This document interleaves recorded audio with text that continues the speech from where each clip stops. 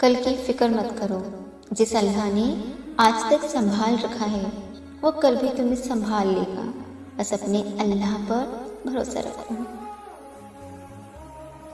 اللہ کے خوف سے گرنے والا آنسو بے شک چھوٹا کیوں نہ ہو، لیکن اس میں اتنی طاقت ہوتی ہے کہ وہ سمندر کے برابر گناہ مٹا دیتا ہے۔ انسان چہرہ تو صاف رکھتا ہے جس پر لوگوں کی نظر ہوتی ہے، مگر دل کو صاف نہیں رکھتا جس پر اللہ کی نظر ہوتی ہے۔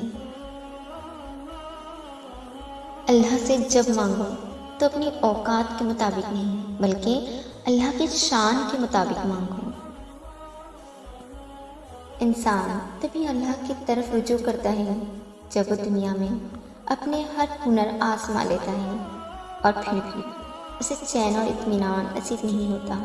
پھر اس کو یقین ہوتا ہے کہ صرف اللہ کی محبت کے سوا ہر محبت میں فنا ہو جانا ہے۔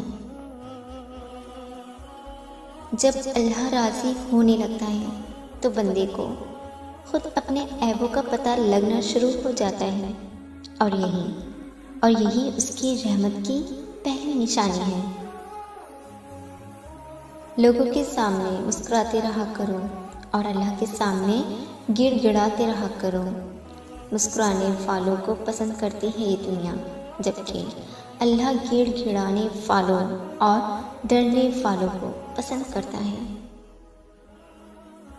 اللہ تعالیٰ اس مومن سے خوش ہوتا ہے جو کسی مومن کی ضرورت کو پورا کرے، اس کا مقام جنت ہے۔